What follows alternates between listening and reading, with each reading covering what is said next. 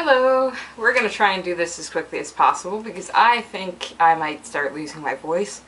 I can already feel my throat really hurting, so let's dive right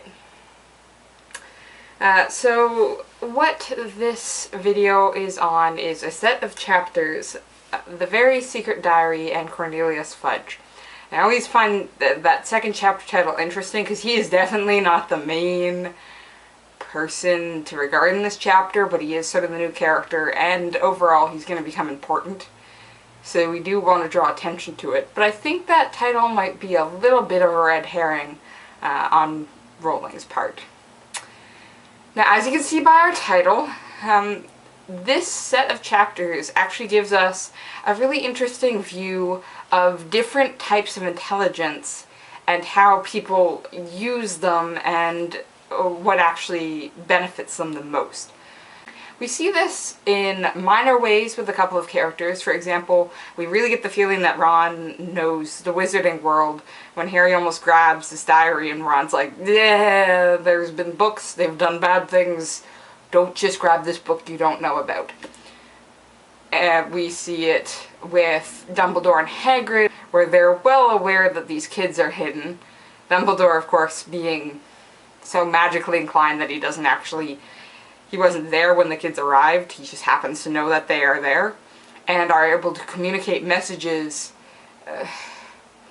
Dumbledore more smoothly than Hagrid, but Hagrid more plainly so that these kids can get it right away. But we actually get a little deeper exploration into some of these characters' intelligences if you really take a look at it more closely. The first of these is Harry, and I know probably the majority of my videos are going to mention Harry, but Harry is the main character. He's in all the book titles. And Harry in these sets of chapters shows us that he actually has a very physical intelligence. It's very dexterous and tactile, that's the word I'm looking for, type of intelligence. For example, when they have to pick classes, which does come up, they say, like Percy says, go with what you're looking towards doing. Go to your strengths. And Harry's going, only thing I know that I'm good at is Quidditch, which of course is a very physical game. He has to put himself into his body, and he has to trust his body to do what he is asking it to do. And we've seen, of course, some of those extreme moments where he's put such a trust in his body to do what he wants it to do that it could have ended really badly.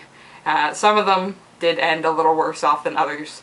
Actually, most of them, like, you know, it chokes on a snitch and then his arm's broken and then deboned. But he trusts his body enough that he recognizes this as something he is good at. He's not always trusting of his intelligence alone, but you put it in a space, you put it in a body, and he knows what's going on. And this isn't just for his own body. He's actually aware of the more physical aspects of things around him. For example, he's really good at noticing patterns and then being able to notice when those patterns break. For example, we have the singing Valentine's incident, which, thank God they never put those in the movies, because that would have been awkward, where all his books go flying and get covered in ink, and he becomes aware that the diary is not covered in ink. Ron's not even made aware of this, and he's the one that actually catches it when Harry Expelliarmus's Draco, and Ron catches the diary. So what's actually interesting is Harry can then translate that tactile knowledge into his pure intelligence. This is the state that he is able to actually learn better in. For example, the Expelliarmus we just mentioned. We haven't seen him perform this charm before. We've seen Snape use it in the Dueling Club, which is actually what Harry tracks back to. He does not show us that he's learned this thing before, but he knows how to do it perfectly in this very bodily setting. So he's actually learned, maybe not, again, consciously, and we'd love to see this become a conscious learning, and I think we will as we get further into the series, how he actually learns best. He needs to be in this physical setting. Quidditch shows him that, and the fact that he's then picking up spells in a more dueling setting shows that he's got this tactile energy about him that translates into his intelligence. And I find that interesting because, again, he's then able to pick up patterns other people aren't seeing. The big one that actually caught my eye and decided the theme of this video was Tom Riddle Jr. Spoilers ahead, I'm making the assumption that, like me, you have already read the series and we're going back through it. So I'm making the assumption right now, spoiler alert, if you have not read the series, don't watch this video any further. I am making the assumption right now that you are aware that Tom Riddle Jr. is in fact, I am Lord Voldemort.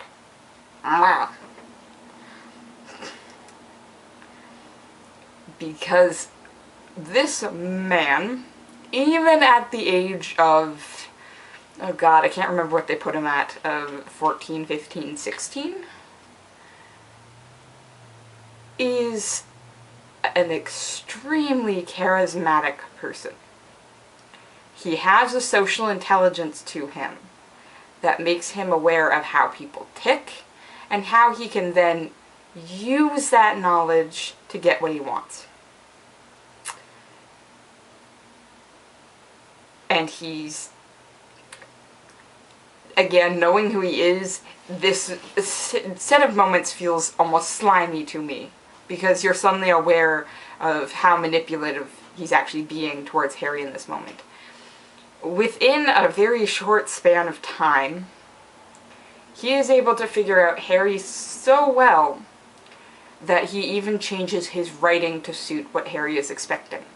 So when Harry starts asking about the Chamber of Secrets and the last time when it killed somebody, Tom Riddle changes his writing. He makes it appear messier, like he's trying to write down everything super fast to, I think I've got the quote here. Give me a second. Riddle's reply came quickly, his writing becoming untidier, as though he was hurrying to tell all he knew. Appearances, they can be deceiving, but Tom Riddle's figured out, now I need to make this kid trust me, so I need to make myself look trustworthy. I need to make it look like I honestly want to explain what I know to this kid, not deceive him. He continues this very smartly. When he offers to show Harry his memories, he waits until Harry gives him the okay. Very straightforward, that Harry writes okay. Because Tom knows that if he does not wait for that confirmation on Harry's part and just pulls him into the memory, that Harry's trust that he's building right now is going to be broken. Because he's pushing this information on Harry. He's not offering it to Harry, and Harry is like, yes, I would like this information. Especially since, and while Tom Riddle probably doesn't know this, well, except he might, because we don't fully know what Ginny Weasley's been telling him. So Tom Riddle might know Hagrid's connection to Harry, but he might not.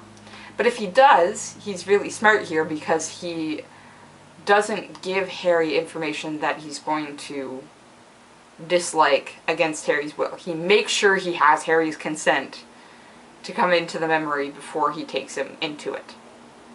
Because he knows that's how you build trust. It's through consent. See what I mean? It's slimy, because this should be something we're teaching everybody to honestly do. Like, consent is something that we honestly should teach. But not to use it for deceitful moments. Which is exactly what Tom's using it here.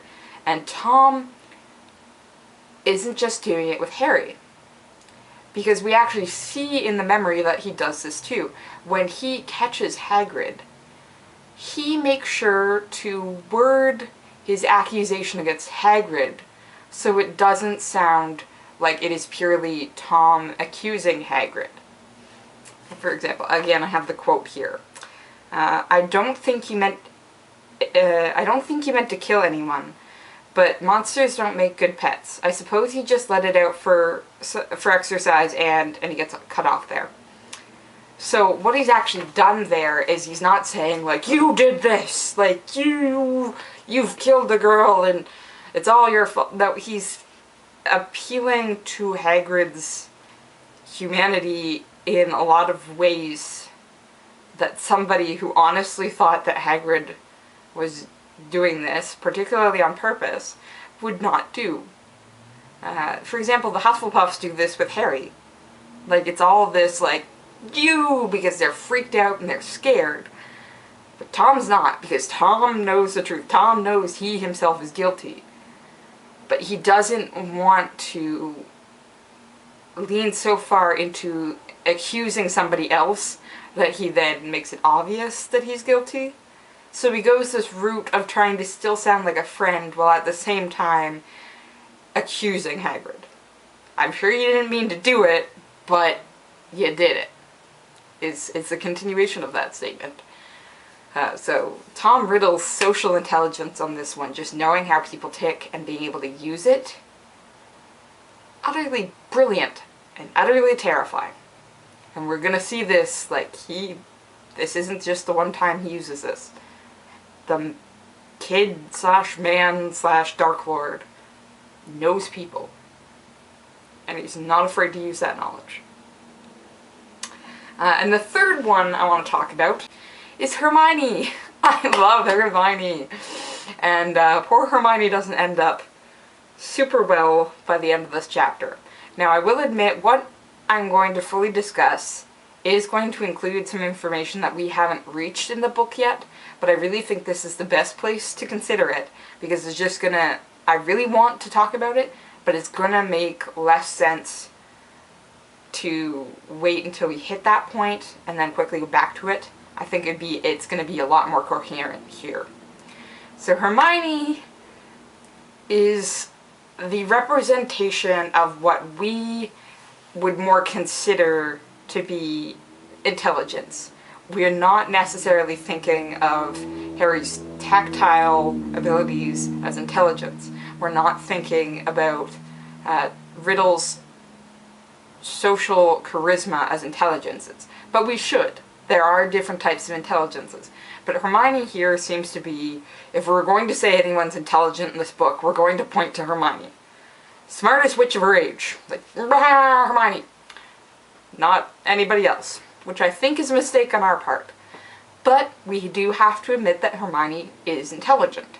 It's just a different type of intelligence, and it tends to be the one that, again, in Western society, at least, is most socially acceptable.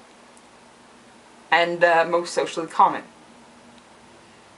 A lot of students now, after high school, are expected to go on to university, expected to get this book intelligence that Hermione is displaying here. But what I find interesting about Hermione is she's actually further developing her intelligence as she goes. Like, she really is learning as she goes. Because what she's figured out here, in this set of chapters, is Harry mentions the voice, and she goes, click, oh my god, how did I miss it? And that, of course, is the fact that we figured out that Harry's a Parseltongue, and since nobody else is hearing this voice, maybe it's in a language that only Harry speaks. But she knows she now has to confirm this. This is a mistake a lot of people tend to make, which is they'll get into a discussion, they'll put forward their conclusion, and Hermione here recognizes she needs evidence more than A to B to C to D. Because I just got back from a friend's house and we were watching the BBC Sherlock episodes. And we were starting at the beginning, so we watched the first two of the first season. And what happens is, if you can very clearly make connections between physical evidence that you were seeing and immediate conclusions in your head, a lot of people distrust you until you can add further evidence to these. Sherlock goes in and he can look at a body and bam, bam, bam, bam, bam. And people are like, there's no way you knew that from just looking at a body. And that's what Hermione is facing here. She's recognizing that she can't go running to a teacher like, I figured it out because Harry's hearing a voice and only he speaks his language. No, she recognizes she needs more than that. Just as Sherlock goes on to then walk everybody through this, except she doesn't have the evidence in her head. She's not Sherlock insofar as she has all these databases. She certainly knows a lot, but she's not the Sherlock style of intelligence. She's a really smart person. And she might have access to a little more brain matter, but I don't think she's reached Sherlock levels. So she knows she needs to go to a source. And where better to find that source but in the library? So she goes running off. And here is where we see her intelligence switch from book smarts to street smarts. Because man, is this girl intelligent in her actions following this point. She runs off to the library. She gets confirmation that what's going on is the basilisk. So what does she do but aim to protect herself and aim to protect those around her? Because she pulls out a mirror. She gets herself a mirror because she knows, I need a reflection to survive this. As long as I don't get killed, I can get petrified. Because she's aware, of course, that the mandrakes are growing up and that the petrification can be cured. So she needs to protect herself from dying. She's figured out, okay, with a basilisk, I can't look it in the eye, but I can look at the reflection. She's also probably thinking about all the other attacks and all the possibilities that they had. The water for Mrs. Norris, the camera for Colin, and Nick. Yeah, nearly headless Nick for Justin. And I think those are all our attacks right now. Yes. So she's figured this out. So she pulls out a mirror and she says, as long as I use this to look around corners, I'm good. Like I said, though, she protects those around her. Because we also have Penelope Clearwater, who gets petrified here. The only way Penelope could be petrified is if she was using Hermione's mirror as well. We only have one mirror mentioned. Penelope might be using her own, but it's unlikely that she's come to the same conclusions that Hermione has, because she's missing the evidence of Harry speaks the language and Harry's hearing the voice and no one else is. So Hermione has communicated to Penelope Clearwater, this is what's going on, obviously with enough evidence to convince this prefect that this is in fact what's going on, and they are sharing a mirror when they get petrified. Now, the other thing, and this is a thing that at this point in time in the chapter we have not seen yet, which is the fact that Hermione has the page about the basilisk. A lot of people say, this isn't something Hermione would do. She'd never tear out a page from a book. If she were purely book smart. But Hermione is not. Hermione does have some street smarts to her. Because she knows the basilisk is out in the school again. Before they're going to the Quidditch match, Harry says, I hear the voice again. It makes Hermione realize what's going on, but it also makes her aware that the basilisk is out and hunting. And she's like one of the only students in the school, because everybody else is at the Quidditch match. Hermione's not stupid. She knows she's the next target. She knows she's a mudblood. She knows that students are well aware that she's Muggle-born. She's smart. She knows she's the next target.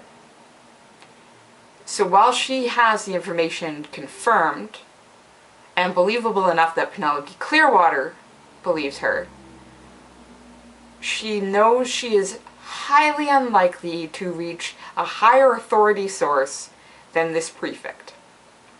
She is not liable to survive long enough unpetrified to get to any of the professors to give them this information. So she has to somehow communicate what she has discovered while she's petrified. And the best way to do it is to take the information with her. But she can't take the book. She knows she has to use the mirror to look around corners to make sure she's petrified and not killed. She is going to find a book far too unruly to handle it and the mirror. Maybe she made this decision before she came along and found Penelope. Also, a book's not going to be the easiest thing to navigate. They're going to find it's important, but they're not going to know exactly what. And right now, this information could mean the difference between life and death for somebody. And we're going to find out it's really getting down to that point. So instead, she's smart. She takes the page. Because people aren't liable to find the book, but they're liable to find her petrified body. So Hermione might seem purely book smart, and oh, I don't think she would ever ruin a book. No. She knows that this is life and death. And life and death is a lot more important than one page out of a book. Because that can be fixed, but you can't bring anybody back from the dead. Okay, so that's a set of different intelligences that we're actually seeing throughout this book. So I don't think, as we're continuing, that we should write people off for not being like Hermione. Hermione does have a certain intelligence to her, and a very good one. A very high intelligence that we've seen, like I said, can also be practical. It's not always impractical. But we cannot write off the other intelligences that we're seeing. Harry is very effective, particularly in a tactile bodily situation.